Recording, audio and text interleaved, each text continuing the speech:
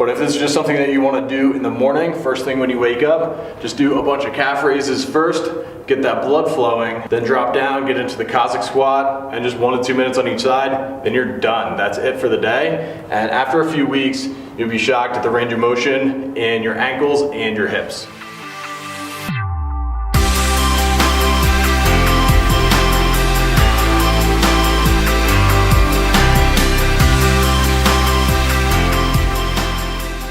Back at it today. Took basically a month off, largely because I was just being lazy and then I went to Italy, but I'm back.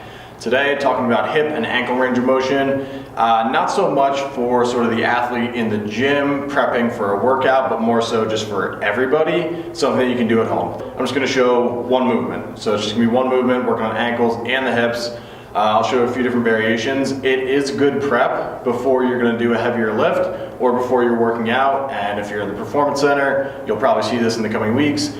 But this is more so just something that anyone can do at home. It doesn't take too long, a minute or 2 minutes each day, and you'll get a huge improvement on your hip and ankle range of motion, and it's relatively easy. So these are called Cossack squats. These were brought to my attention by Pavel Tsatsulin. I think he was the first one I ever saw demonstrate one of these and sort of get the explanation behind it. I'm just going to run through a handful of different variations for kind of the varying levels that people might be at with their current range of motion. Okay, so before we go into this, there's just a little bit of prep. All you're going to do, unweighted calf raises, do these until your calves are basically burning. So depending on the level that you're at, that might be 30, it might be 60, it might be 100. So do that. That's just going to get a lot of blood flowing to the ankle. So when we work on the dorsiflexion and the ankle range of motion, we're actually going to get a lot more work done. Okay, so after you do the calf raises, then you're going to go right into this. It's basically a lateral lunge with it's a very deep lateral lunge. That's it. You hold it for a few seconds on one side and a few on the other. So start with a wide stance, go out to the side. The side that you're lunging out to, this is the ankle range of motion that you're working on. I have a kettlebell here. You can use this just to help anchor you down. You can also use an anchor point if you're in a gym. Door frame works all the same. Squat rack, anything to hold on to you to help assist you in that position. This is like the best place for most people to start. TRX straps, whatever you want. So continuing here, deep lateral lunge.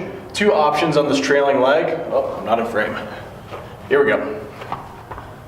Okay, 2 options for that trailing leg. You can either keep that foot flat and down. That's going to get a little bit more of the medial chain, the adductors on the inside of your leg, or you can spin that foot up and work on the hamstring. So depending on what's tight on you, I would just, or whatever you feel more comfortable with really, try both. If you prefer one, stick with that. If you like the other one, it's fine, or you can just switch it up. The one thing, when you do go up onto the heel, you tend to be able to get a little bit more range of motion and you get that hip a little bit deeper versus keeping that foot flat. So if you're really focused on that hip range of motion, maybe try spinning up, but again, just try both and see which works for you. So staying down in this position, you're only going to be here for a few seconds. Drive yourself across, try to keep those hips as low as you can, and then spin up on the other side or keep that foot flat. Again, both are available for you. Back and forth, and that's it. You just hang out a few seconds on each side, and you do this for 1 to 2 minutes.